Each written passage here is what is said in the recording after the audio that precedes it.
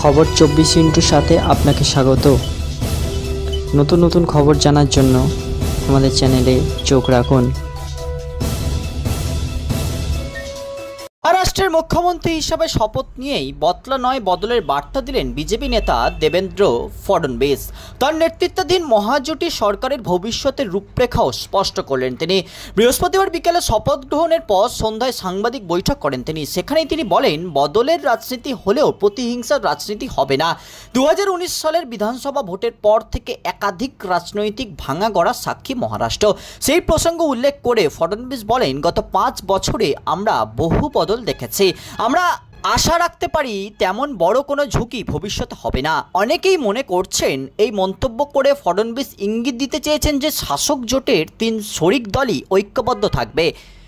ফডনবিস জানিয়েছেন, আগামী 7ই ডিসেম্বর থেকে মহারাষ্ট্র বিধানসভায় 3 দিনের বিশেষ অধিবেশন শুরু হবে। আগামী 9ই ডিসেম্বর নতুন স্পিকার নির্বাচিত হবে। সদ্য শপথ নেওয়া মুখ্যমন্ত্রী আরও জানিয়েছেন যে চলতি মাসের শেষে বিধানসভার শীতকালীন অধিবেশনের আগেই অন্য মন্ত্রীরা শপথ নেবেন। প্রসঙ্গত, বৃহস্পতিবার মুখ্যমন্ত্রী ফডনবিস 2 উপমুখ্যমন্ত্রী একনাথ শিন্ডে এবং অজিত পাওয়ার শপথ নিলেও অন্য মন্ত্রীরা এখনও শপথ নেননি। একটি সূত্রের খবর, শিন্ডে শিবসেনা স্বরাষ্ট্র দপ্তর তাদের দেওয়ার দাবি তুলেছে।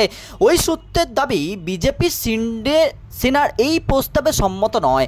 আগের মহাজোটী সরকারের উপমুখ্যমন্ত্রী ফডনবিস জানিয়েছেন, কিছু ব্যক্তির ভূমিকা বদলে গেলেও সরকারের অভিমুখ একই থাকবে।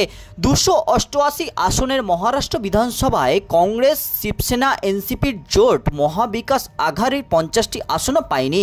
এই পরিস্থিতিতে নতুন বিধানসভায় তাদের কোনো বিধায়ক বিরোধী দলনেতার মর্যাদা পাবে কিনা তা নিয়েই প্রশ্ন উঠে গিয়েছে। এই বিষয়ে ফডনবিস জানান, যা সিদ্ধান্ত নেবেন রাজ্যপাল।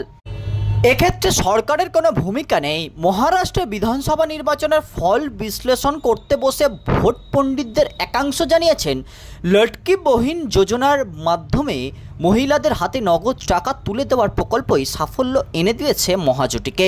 বর্তমানে এই প্রকল্পের যোগ্য উপভোক্তারা মাসে 1,500 টাকা করে পান। প্রতিশ্রুতি মোতাবেক মহারাষ্ট্রের লক্ষ্মী ভাণ্ডারের মহিলারা এবার মাসে 2100 টাকা করে পাবেন বলেই জানিয়েছেন ফডনবিস।